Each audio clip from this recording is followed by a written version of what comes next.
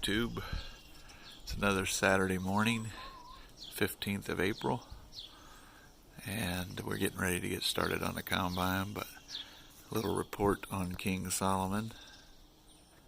He's cashed out from hunting all night. He's enjoying this nice warm weather now.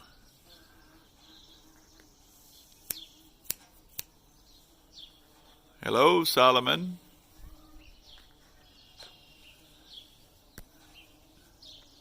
Kitty, kitty. There he is. He wonders why we are disturbing his nap. We are going to remove this heavy drive axle and transmission now. We have it unbolted there. I have it raised up in the air so we don't have to climb around on the ground. I'm going to take out most of these bolts. There appears to be 6 on each side. When we get down to the last 2 up front here, then we'll let it down, put it on a stand, tie a forklift on it, and remove it as an assembly completely out of the machine.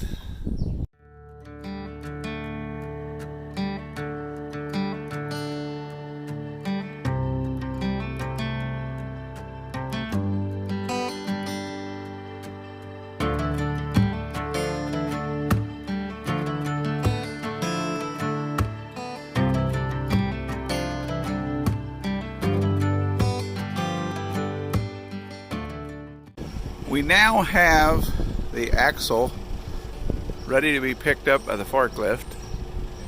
The bolts are loose, and now we will get the last 2 remaining bolts out.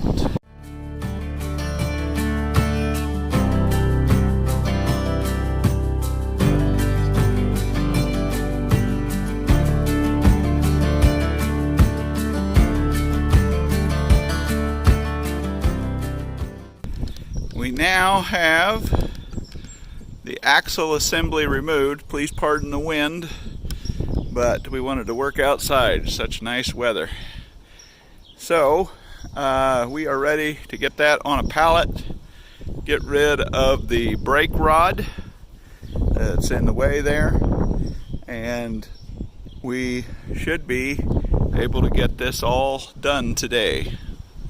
We are removing the concave adjustment shaft just because it's easy. My assistant has been working on the fold-over locks on the support rods that held the clean grain pan, and we're getting ready to remove the clean grain shoe, or the separator shoe I should say.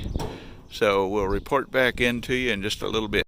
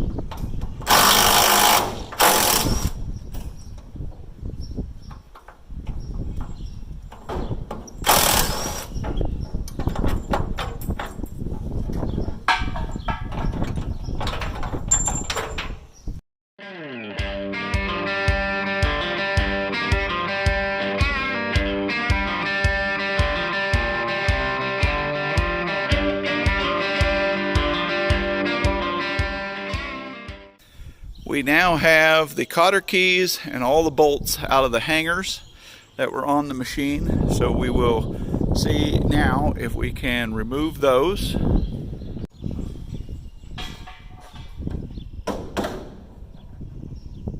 Haven't been apart since it was made. See that.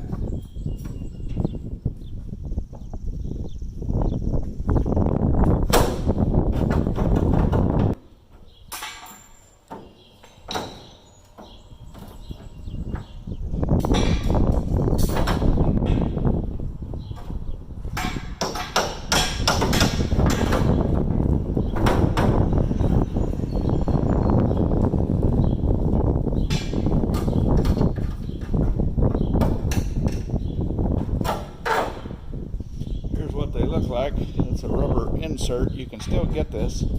I have them over there. When you get them, it'll be perfectly round. It won't be designed like this. Hope you can see that. Hope I was in frame. And that'll just pop out of there. Or I say it will. There it goes. So it's not uncommon.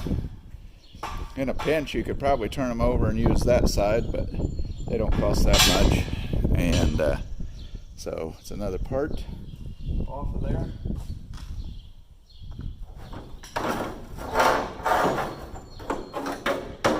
And we have our hangers. So now we will repeat the process and then we'll work on the front. Please pardon the wind. I know I've said that a lot, but we are down to that bolt right in there. We pull that out with an impact and the cleaning shoe would be ready to remove. You will see it moving here.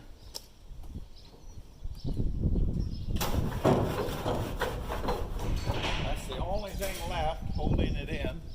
This will be a 5/8 bolt. We've already done the other side. So once we remove this, should be good. Cleaner shoe has already fell down. So now we'll go to the other side and pull it out. Should be ready now to pull the cleaning shoe. To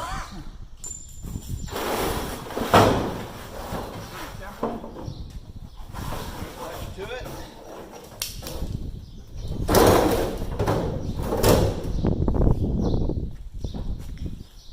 With the cleaning shoe removed, you can see now this would be the area where the returns auger would be taking that to the small elevator and sending it back to the rethrash, and then that's where your bulk of your clean grain would be right there, and that trough over there where that corn husk is after your fan had blown across it. So you can see now that there's not too much left to finish this off today. So just giving you some insight into tearing something down this far. I have had cleaning shoes out of one I'm going to use. It's really not that hard or intimidating. It's just something that has to be done. And you always want to know if you need to repair. You can look under the combine, but you'd have to lay in new steel in there if you were to have it rusted out. This cleaning shaft is real easy to remove. We just got 4 bolts left there, and this frame is coming apart quickly, so we will continue, and we're going to get this done. They won't be back in the shed tonight. We now are just going to take out some bolts. There's a few things we want. We got a different purpose for. So we're going to put you on the time lapse, and that's what we're going to do for a little while. So it's getting pretty bare. We took out the shaker shaft right there. It was just 4 bolts. There was a shim stock on the, if you're sitting in the seat on the left side, that probably helped keep the shoe shaking straight. So if you remove your shaft to change its bearings or whatever, please keep that in mind, that you want to re-shim it correctly.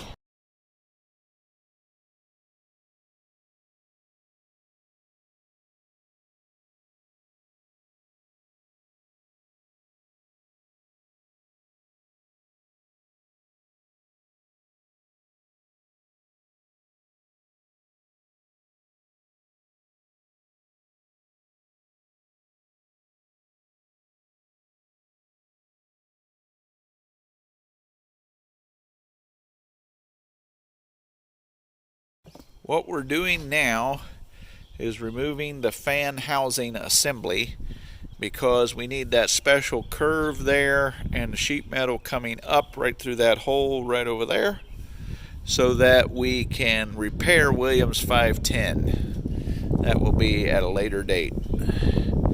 So what we're trying to do now is remove a row of bolts right along there.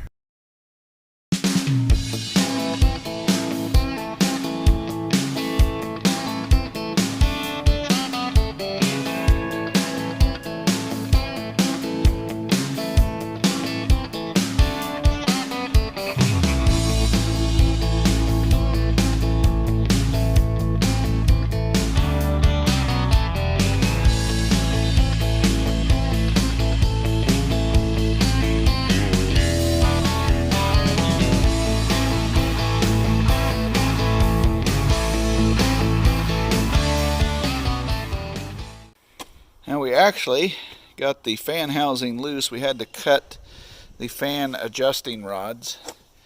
Really, we just didn't want to take the time to pull them. Plus, I don't know if they would pull out of there. This here ear might cause us some trouble. I was hoping to spread this out and slide it back. I think we are going to have to cut this ear off with the torch. Actually, this triangle is unbolted, so we don't have to cut it.